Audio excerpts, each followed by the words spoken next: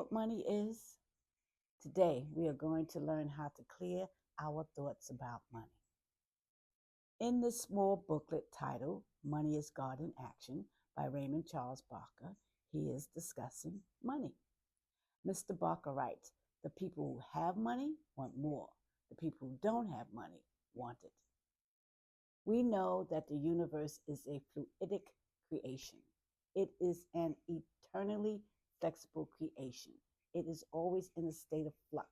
It never stops or stands still for an instant. It is energy forever expanding itself. It is intelligence forever finding new outlets for its own creation. Keep that in mind as I take you through this booklet about money. Can you deal with the universe as a flowing thing, a flexible universe dominated and guided by a basic intelligence, which is forever producing new forms, new creations, new experiences, which are all good? If so, you will deal with your prosperity as a flowing thing. Mr. Barker writes in the booklet, you will immediately realize that the average person has stopped his or her own prosperity because he has concluded that prosperity is money in the bank or prosperity is money in investment instead of seeing prosperity as a flowing thing, an inlet and an outlet of activity. Hold on, just take a pause and breathe. Now, here's a story Mr. Barker gives us that will help you understand money.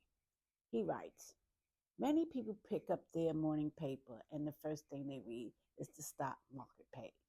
If the market goes down, they moan. If it goes up, they rejoice. They have become dependent upon a set of statistics presented to them by authorities in the financial field for their feeling of prosperity. Are you getting this? The stock market is dependent upon selling and buying. It is a circulatory thing, just like your body is dependent upon the beating of your heart, the circulatory system and the moving of the blood throughout your body. All life is circulation. Okay, so you know the universe is fluid, flexible. You know that all life is circulation. So when you begin to fear lack of money, you work on your own consciousness, not with the question of how can I make more money, but with the question, what do I need to do to have money circulating in my world? Prosperity is the circulation of money in your world. It is movement. It is an activity. It is a flow.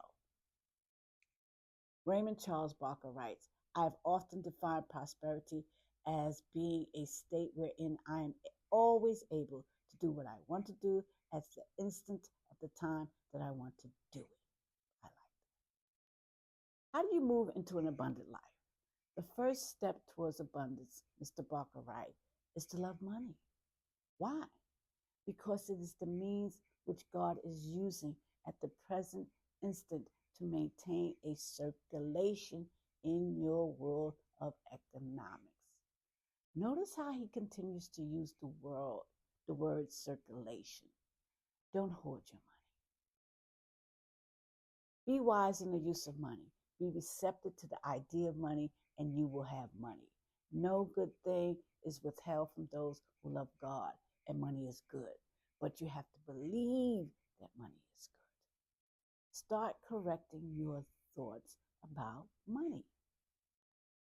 I think you might be getting an idea now about money is God in action. Let's talk about fear for a moment. Barker writes in the booklet, we must be willing to live in a state of financial flux. We must be willing to live in a state of financial flexibility and meet it without fear. If we can do that, we will have more money. If your bank account goes down, it is merely an indication that it will at some point go up again. If we remain open to the idea of money, let's take another pause here and breathe. One more note about limitation. The people who believe that their money is dependent upon, the stock market, or believe that their money is dependent upon valuation, or believe that their money is, dependent upon hours of work.